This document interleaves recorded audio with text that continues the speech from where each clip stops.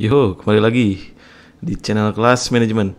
Untuk saat ini saya akan membahas tentang informasi akuntansi penuh, penggunaannya dalam penentuan harga jual. Nah, ini adalah salah satu materi secara teori bagaimana menentukan harga jual. Sebenarnya menentukan harga jual tidak terlalu rumit, malah cenderung gampang sih ya, karena kita hanya harus mencari margin saja.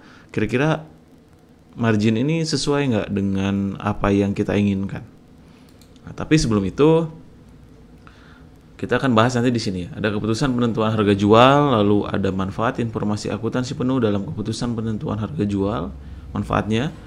Lalu yang ketiga ini ada nanti metodenya. Di sinilah nanti metodenya ya. Jadi jantungnya ini di metodenya sebenarnya. Oke, ini nih. Pada umumnya ini harga jual sebuah produk atau jasa ini sebenarnya ditentukan dengan perimbangan antara permintaan dan penawaran. Tapi itu adalah salah satu faktor pada saat seandainya sebuah produk atau jasa itu trennya sedang meningkat. Tapi jika kita harus terus-terusan mencari yang namanya tren meningkat, tren menurun, itu perusahaan tidak akan sustain lama, tidak akan bertahan lama. Nah, di sini memang betul secara dasar ini adalah permintaan dan penawaran awalnya, tapi ternyata lebih dari itu. Lebih rumit dari itu. Kalau hanya permintaan penawaran saja, kemungkinan besar hampir semua pengusaha pasti akan mengalami yang namanya tren peningkatan juga tren penurunan. Dan ini banyak dilalui oleh UMKM. Ya.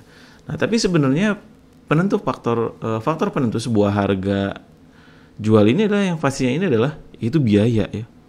Biaya keseluruhan. Kita nggak bisa berbicara hanya oh ya trennya sekarang lagi naik berarti harganya harus mahal, atau trennya sedang turun kita harganya harus menurunkan.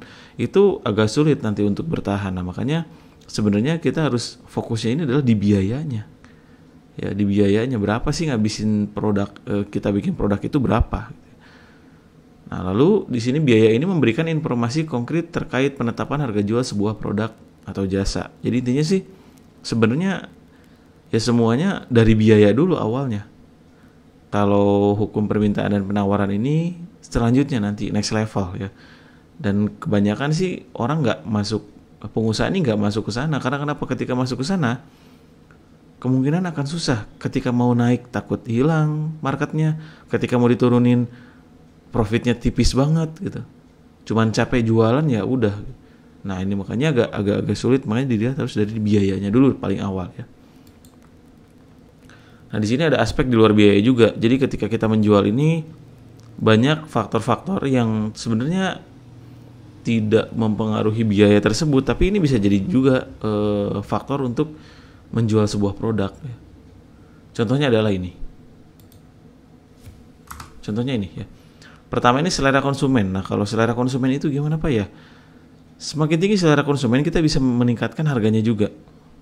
Jadi misalnya kalau misalnya kita jualan pisang, tinggal dikasih brand, harganya bisa naik. Tapi kalau kita jualan pisangnya dari pisang biasa dan kita jual jadi sebuah minuman, ditambah brand, nah itu udah berbeda lagi. Karena selera konsumen orang yang makan buah dengan minum air yang ada buahnya, nah itu kan berbeda tuh. Ya, jadi di perilaku konsumen pun sama. Di sini dimasukkan juga ya biaya itu, tapi itu di luar dari awal karena basicnya itu sebenarnya dari biaya dulu, barulah di sini ada aspek-aspek lainnya.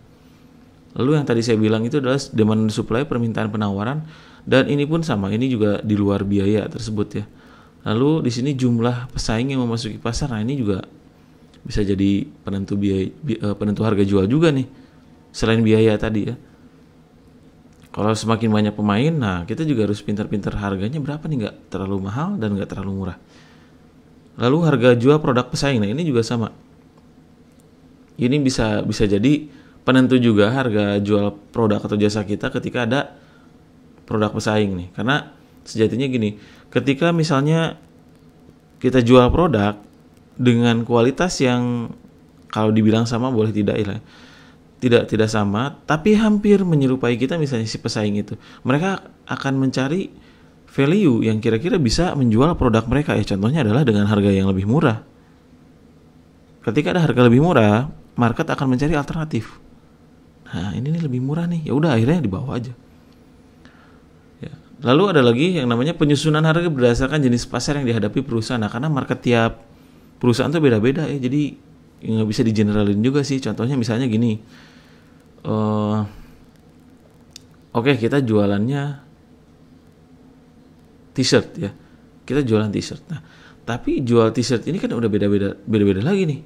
Kalau t-shirt yang gambarnya konservatif masuknya kemana nih? Kalau t-shirt yang gambarnya atau yang desainnya ini anak band, ini kemana? Ini akan berbeda lagi ya. Ini akan berbeda karena jenis pasarnya yang dimasuki berbeda. T-shirt jenisnya misalkan yang suka dengan otomotif itu juga akan berbeda lagi harganya. Walaupun ya secara biaya tidak akan berbeda jauh, saya yakin ya. Tidak akan berbeda jauh karena untuk bikin sebuah t-shirt ya itu aja. Antara kain dijahit lalu disablon. Nah, itu aja sih. Ya, tapi yang mahalnya ini adalah nanti pasarnya seperti apa, itu akan berbeda-beda. Lalu selanjutnya di sini ada tujuan penentuan harga jual ya. Nah, kalau dari Philip Kotler ini dari ilmu pemasaran, ngapain sih nentuin harga jual? Ya capek-capek aja nih perusahaan misalnya gitu. Nah, ini pertama ini adalah kelangsungan hidup perusahaan. Kalau kita nggak benar nentuin harga jual dan nentuin margin, nentuin profitnya, gimana mau bertahan perusahaan ya. Lalu selanjutnya kedua ini adalah peningkatan arus keuntungan atau labanya ya, atau profitnya. Kalau misalnya kita jualannya benar, harganya selalu sama, nah kemungkinan peningkatan arus keuntungannya pun kita bisa proyeksi ya.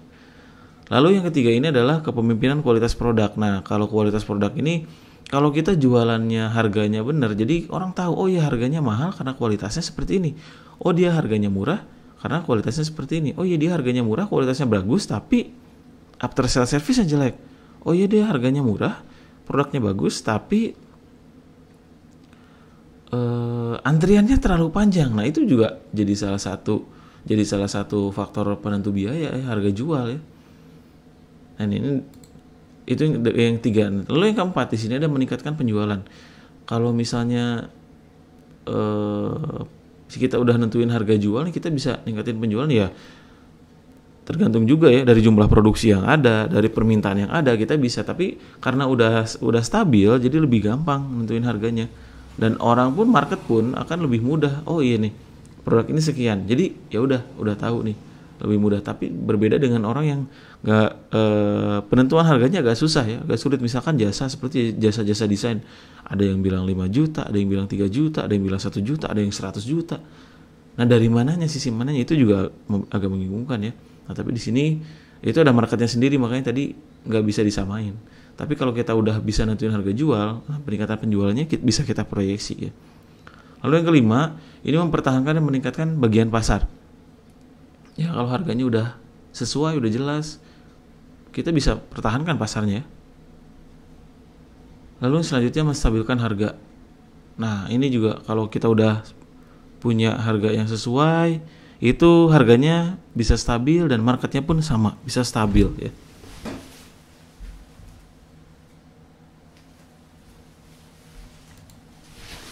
Oke, next ini sekarang kita ke manfaatnya ya.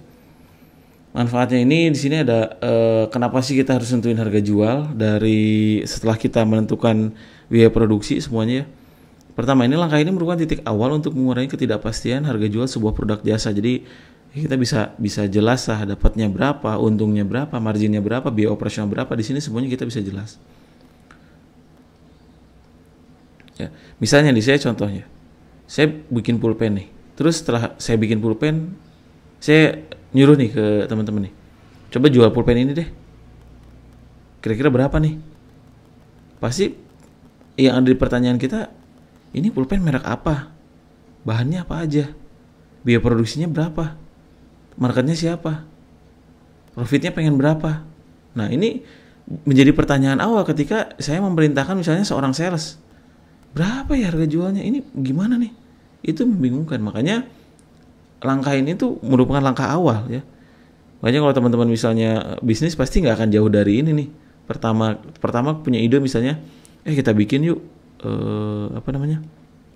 makan-makan delivery, tapi yang siap saji, yang cepet lah. Contohnya kayak rice bowl gitu. Oke.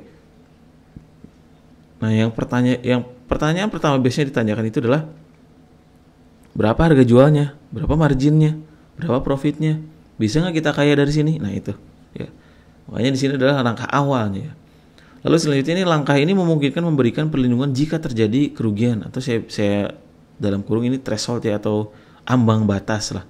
Jadi kalau misalnya rugi kita udah tahu, oh ya kita rugi berapa persen kalau kita menjual dengan harga sekian. Karena dalam bisnis itu pasti akan ada yang namanya kesalahan, kerugian itu udah hal yang wajar ya. Hal yang wajar. Nah, lalu ini tuh merupakan dasar untuk pengambilan keputusan memasuki pasar. Nah, kalau sudah tahu harganya, di sini kita bisa tahu nih, oh kita masuk market yang mana dengan harga sekian. Ya. Oh ya, masuk market yang paling rendah nih. Oke, masuk market yang paling rendah. Nah berarti kita udah tahu ya. Gitu. Nah jadi manfaatnya. Nah di sini sebenarnya metodenya ada banyak banget sih. Hanya rata-rata ya para pengusaha itu menggunakannya hanya ini nih, hanya 4 tipe saja, 4 metode saja. Kita langsung masuk aja. Metode yang pertama ini adalah metode normal pricing. Ya. Metode ini adalah metode yang paling banyak dikerjakan oleh banyak manajer di seluruh perusahaan di dunia, baik perusahaan kecil maupun perusahaan besar. Nah, di sini harga jualnya itu berasal dari biaya penuh, full cost, ditambah laba yang diharapkan berapa. Misalnya nih harga jual sepatu 799, biaya penuhnya 300.000, berarti laba yang diharapkan adalah 499. Selesai. 499 buat apa aja Pak? Itu kan masih kotor labanya ya. Labanya masih kotor. Mungkin bisa jadi labanya hanya dapat 300 atau 200 ribu gitu. Nah itu adalah dari normal pricing. Ini yang paling gampang nih.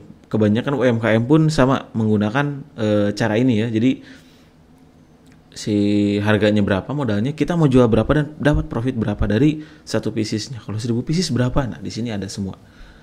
Lalu selanjutnya setelah normal pricing ini adalah time and material pricing. Ini adalah penentuan harga untuk pekerjaan yang menggunakan durasi atau banyaknya bahan. Ya, saya ambil contoh di sini adalah fotografer pernikahan dibayar berdasarkan jam yang digunakan. Tambal ban ini menghitung berapa biaya yang digunakan. Jadi tambalnya ada 2 atau ada 3. Kalau ada 3, berarti 3 kali lipat gitu ya. Terus kesulitannya gimana? Susah nggak? Nah ini jadi time and material pricing ya. Terus jasa WC umum juga sama, ini contohnya. Nah ini kan WC umum ini berdasarkan kenapa buang air kecil 1.000, buang air besar 2.000, mandi 5.000. Ini rata-rata sih ya, saya ambil contoh aja, rata-rata biasanya kayak gini nih harganya. Walaupun sekarang ada yang naik sih kebanyakan ya. Nah di sini kalau buang air kecil kan paling cuman berapa gayung ya yang digunakan. Buang air besar lebih banyak, mandi apalagi lebih banyak gitu. Nggak mungkin mandi cuma 1 gayung selesai.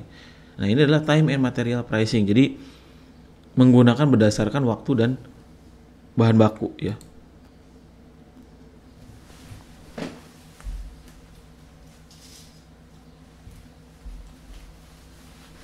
Lalu yang ketiga ini ada yang namanya cost type contract. Kalau cost type contract ini sebenarnya penentuan harga jual untuk kerja-kerja kontrak sih. Nah, ini penentuan harga ini dilakukan oleh beberapa orang saja karena cost type contract ini lebih ke persentase keuntungan.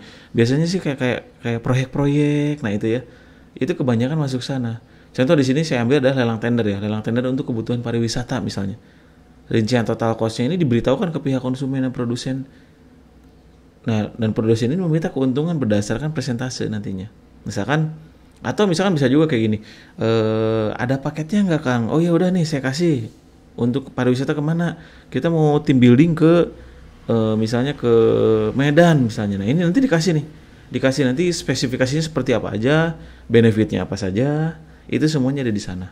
Nah nanti kita dapetin margin itu berdasarkan persentase si biaya tadi, biaya pariwisata tadi. Misalnya setelah dihitung, oh ternyata kita dapat 20% dari total biaya keseluruhan. Nah, masuk kan nih di perusahaan nih. Setelah dipotong orang yang kerja dan segala macam gitu ya. Oh ternyata bisa masuk, ya udah selesai masuk. Ini lebih kebanyakan di proyek ya. Lalu yang terakhir ini adalah special order. Nah, kalau special order ini adalah metode penentuan harga jual untuk barang khusus yang jarang atau bahkan tidak pernah diorder oleh orang lain. Contoh, distributor biasanya memesan topi dengan bahan polyester ya, tetapi ada distributor baru yang membuat topi dengan bahan sutra misalnya ya. Nah, ini agak susah karena bahannya juga lebih mahal. Kita berapa nih dapat marginnya? Nah, tergantung dari ordernya, dari jumlahnya, dari dari kuantitinya, dari bahannya juga kira-kira dapat berapa nih gitu. Nah ini ada 4 jenisnya. Kalau special order ini biasanya kayak produk-produk yang jarang diproduksi, tapi sekalinya produksi ada, cuman terus setelah itu lenyap lagi. Cuman pengen bikin apa ya, kayak pengen bikin hype aja hype aja pada saat itu, setelah itu selesai. Kurang lebih seperti itu. Jadi ada 4, sebenarnya ada banyak sih, tapi hanya ada 4 saja yang kita jelaskan karena kebanyakan UMKM, perusahaan-perusahaan besar, perusahaan kecil pun yang menggunakannya rata-rata ini aja sih yang paling sering ya, yang paling sering digunakan. Gitu. Ya mungkin itu aja untuk perkuliahan hari ini. Kita sudah selesai. Kita bertemu lagi di lain kesempatan. Terima kasih.